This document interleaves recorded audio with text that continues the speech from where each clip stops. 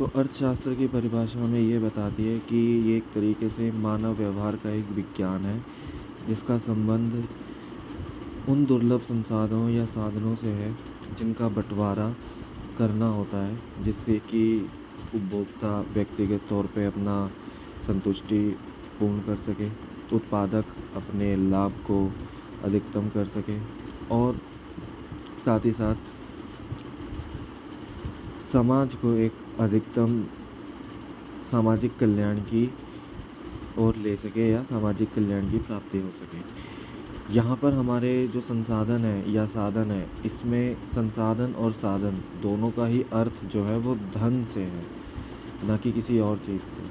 बाकी अगर किसी और चीज़ से अगर हुआ तो वो हम आगे आने वाले चैप्टर्स या फिर वीडियोस में मैं आपको बता दूँगा। फ़िलहाल के लिए अर्थशास्त्र की परिभाषा में आपको साधन या संसाधन शब्द का जो अर्थ है वो धन से लेके चलना है, किसी और से लेके नहीं, ठीक है। अब बात आती है दुर्लभता तथा चुनाव अर्थशास्त्र का सार है। जाहिर सी बात है, अब देखिए, दुर्लभता और चुनाव ये दोनों एक दूसरे से जुड़ी हुई हैं। कैसे? जो भी हमारे साधन है या संसाधन है वो हमेशा ही दुर्लभ रहे हैं। क्यों? क्योंकि हमारी जो इच्छाएं हैं, जो हमारी आवश्यकताएं हैं, वो पूरा होने के बाद दोबारा से बढ़ जाती हैं या दोबारा से जागृत हो जाती हैं, जिससे कि क्या होता है, जो संसाधन या साधन हमने पिछली उपयोगिता को पूर्ण करने के लिए या आवश्यकता को पूर्ण करने के लिए इस्तेमाल किया था, उसके बाद फिर से ही उसी संसाधन या साधन का इस्तेमाल हमने अपनी आवश्यकताओं को पूरा करने के लिए इस्तेमाल करना पड़ता है। इसी तरीके से अगर हम करते रहे तो संसाधनों की दुर्लभता यानी कि कमी उत्पन्न होती है और इसी कमी से और इसी कमी के उत्पन्न होने से ही हम लोग जो है चुनाव करते हैं या चयन करते हैं। यहाँ पर चुनाव और चयन जो है हम संसाधनों और साधनों का करते हैं, ठीक है। ध्यान रखना है इस चीज़ को, क्योंकि उपयोग तो हम साधनों का किसी भी तरीके से कर सकते हैं। हम ये भी चाहते हैं कि हमारे संसाधनों से हमें इतनी आवश्यकता की प्राप्ति हो या इतनी संतुष्टि प्राप्ति हो जिससे हमारे सारे काम हो जाएं, लेकिन ऐसा पॉसिबल और ऐसा संभव नहीं है। तो इसलिए ही हम चयन की विधि को अपनाते हैं अपनी आवश्यकता को पूर्ण करने के लिए, क्योंकि संसाधनों का प्रयोग जो है ना, वैकल्पिक प्रयोग भी होता है या फिर ऐसा प्रयोग भी होता है कि हमारी जो आज की जो आवश्यकता है या ज़रूरत है, उसके साथ साथ हमारे आने वाले दिनों की जो आवश्यकता है वो भी पूर्ण हो सके।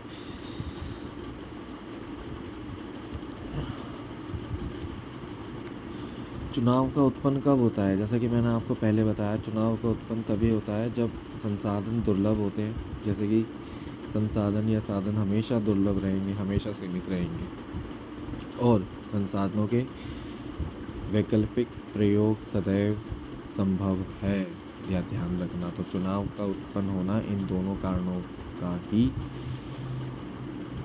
रोल है। अब बात करते हैं हम व्यष्टि अर्थशास्त्र की और समष्टि अर्थशास्त्र की। देखिए, सिंपल भाषा में कहा जाए या समझाने के तौर पे कहा जाए तो व्यष्टि और समष्टि में कुछ ज़्यादा फ़र्क नहीं है या ज़्यादा कोई रॉकेट साइंस नहीं है जिसको समझने के लिए हमें दिन रात एक करना पड़े, ठीक है, या ज़्यादा दिमाग खपाना पड़े। सिंपल सी भाषा में अगर मैं आपको समझाऊँ तो व्यष्टि अर्थशास्त्र का मतलब तो आप समझ ही गए हैं कि मानवीय व्यवहार का वो विज्ञान जिससे संबंध करता है हमारे दुर्लभ साधनों या संसाधनों का बंटवारा, ठीक है, जिससे कि अपने उपभोक्ता की संतुष्टि भी हो सके, उत्पादक का लाभ हो सके और समाज कल्याण में अधिकतम प्राप्ति हो सके, ठीक है। तो इसी तरीके से व्यष्टि अर्थशास्त्र व्यक्तिगत अर्थशास्त्र या व्यक्तिगत तौर पे जो मानव आर्थिक क्रियाएं करता है उससे जुड़ा हुआ है, और समष्टि अर्थशास्त्र वो है जो आर्थिक क्रियाएं एक सार्वजनिक तौर पे की जाती हैं। जैसे कि ग्राम पंचायत ने अपने ग्राम के लिए एक योजना बनाई जिससे कि गरीब तबके लोगों को लाभ मिल सके या कुछ साधन प्राप्त हो सके। अब ये हो गया समष्टि के तौर पे, या फिर इसको इस तरीके से कहा जाए कि प्रधानमंत्री की इस फलानी योजना ने पूरे देश के गरीबों का उद्धार किया, या प्रधानमंत्री की इस प्रकार की योजना ने पूरे देश में विकास किया। अब इसी तरीके से ये हो गए आपके उदाहरण जो है समष्टि अर्थशास्त्र के। व्यष्टि अर्थशास्त्र जैसा कि बताया कि व्यक्तिगत तौर पे की जाने वाली जो मानवीय आर्थिक क्रियाएं हैं उनसे जुड़ी हुई हैं। अब जैसे मैं आपको समझाना चाहूँ,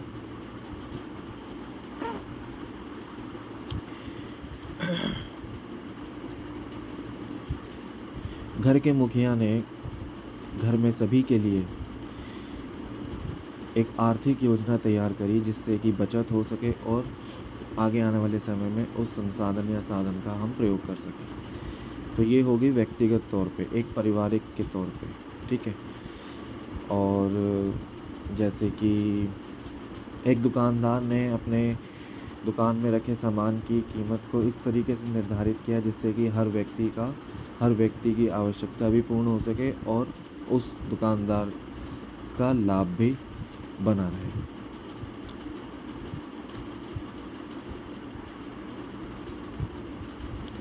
अब बात करते हैं हम वास्तविक अर्थशास्त्र और आदर्शात्मक अर्थशास्त्र।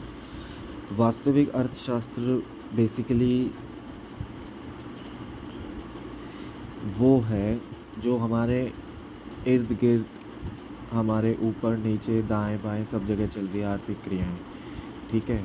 जैसे हाल ही में अभी एक सुझाव आया था हमारे प्रधानमंत्री की तरफ से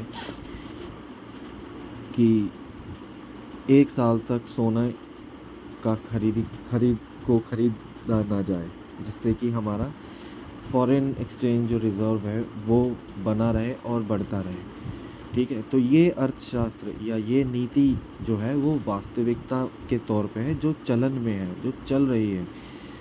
जैसे प्रधानमंत्री की कुछ ऐसी योजनाएं चल रही हैं जिससे कि गरीब तबके लोगों का लाभ हो, उनका कल्याण हो, सामाजिक कल्याण हो, या आर्थिक क्रियाएं ऐसी भी चल रही हैं जिसमें देश का विकास हो, जिनके बारे में हम बात कर सकते हैं, जिनके बारे में हमारे पास तथ्य हैं, जिनके बारे में हमारे पास आंकड़े हैं, जिनके बारे में हमारे पास जानकारी है, तो वो होता है वास्तविक अर्थशास्त्र।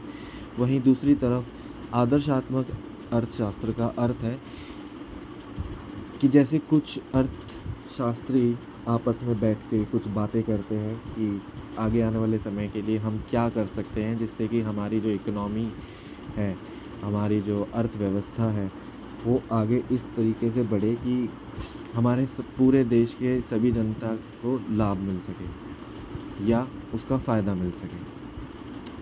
तो ये हो गया आदर्शात्मक, मतलब सीधा सीधा कि एक अर्थशास्त्री या एक मानव अपने दिमाग पर जोर डाल के ये सोचना चाह रहा है कि किस तरीके से हम अपने देश की जनता का विकास कर सकें, सामाजिक तौर पे और आर्थिक तौर पर भी।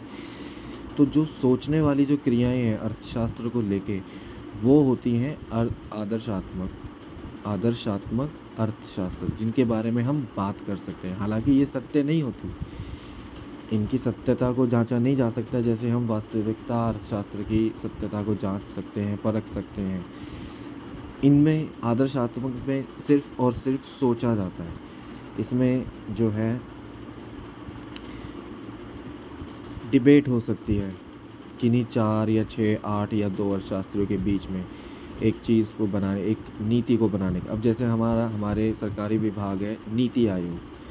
नीति आयोग एक ऐसा आयोग है जो कि सिर्फ आगे आने वाली या आज के समय को देखते हुए आगे आने वाले समय में कुछ योजनाओं को तैयार करने के लिए नीति आयोग का गठन किया गया था। अब वहाँ पे ऐसी भी बातें होती है जहाँ पर वास्तविक अर्थशास्त्र का भी मतलब हो, जो कि करंट में चल रही है, और ऐसी भी बातें होती है जहाँ पर आदर्शात्मक अर्थशास्त्र की भी बात हो, जो चलानी जानी चाहिए, जिनके बारे में बात हो सके। हालांकि उनका वास्तविक अर्थशास्त्र से कोई मतलब नहीं है क्योंकि वो अभी चलन में नहीं है, उनको सिर्फ अभी सोचा जा रहा है। माफ़ कीजिएगा।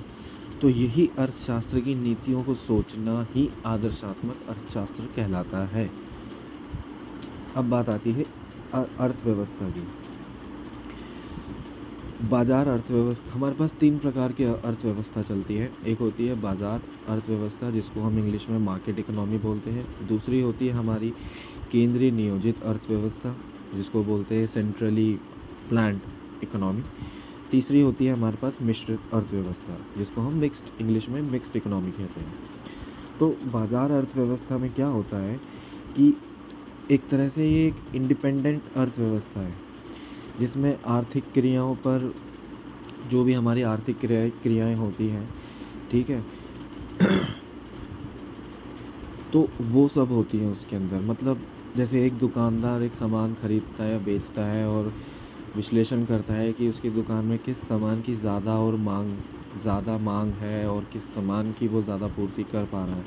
तो अपनी दुकान में इस तरीके एक व्यवस्था बनाने के लिए वो एक नीति बनाता है, जिससे कि उस उत्पाद की, जो उसकी दुकान में रखा हुआ है, उस उत्पाद की मांग और पूर्ति को वो नियंत्रित कर सके।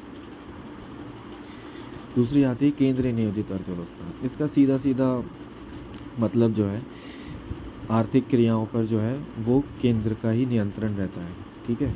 केंद्र अधिकारी अथवा यानी कि जो भी है, सरकार का नियंत्रण रहता है, जिसमें कुछ स्कीम्स वगैरह आती हैं या फिर कुछ ट्रेड स्कीम्स होती हैं, व्यापार संबंधी नीति होती हैं, जो कि सिर्फ सेंट्रल या फिर भारत सरकार द्वारा ही निर्धारित और नियंत्रित की जाती है। तीसरी आती है हमारी मिश्रित अर्थव्यवस्था। मिश्रित अर्थव्यवस्था में ये होता है कि ये बाज़ार अर्थव्यवस्था और सरकार द्वारा नियोजित अर्थव्यवस्था, ये दोनों एक साथ काम करती हैं। तो दोनों एक साथ काम करने के बाद ही इस अर्थव्यवस्था को जो है हम मिश्रित अर्थव्यवस्था ही कहते हैं। अब इसमें, अब देखिए मैं आपको कुछ समझाता हूँ। इसमें कुछ उदाहरण के तौर पे अगर मैं आपको कहूँ तो ये हो गया आपका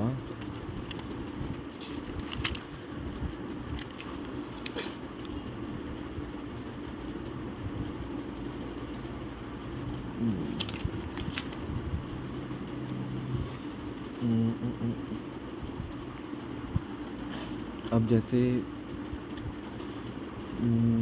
अभी तक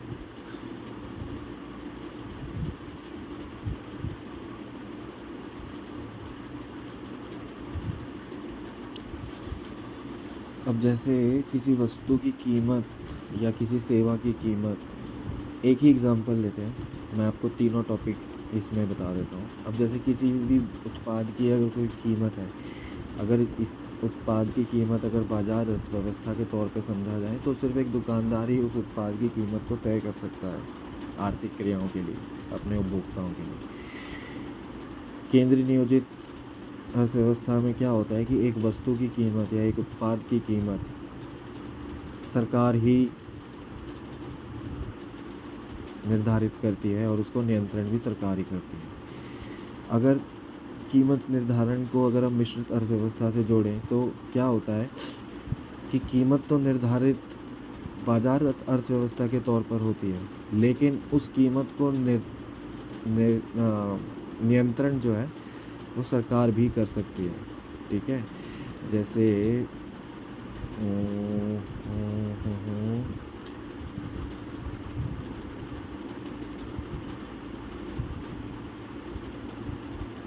सरकार की कुछ योजनाएं हैं जो चल रही हैं, तो उन योजनाओं में कुछ ऐसे उत्पाद हैं जो बनाए तो जाते हैं बाज़ार अर्थव्यवस्था के रूप में, लेकिन कीमत उनका नियंत्रण किया जाता है सरकार के तौर पे, जैसे कि खाद।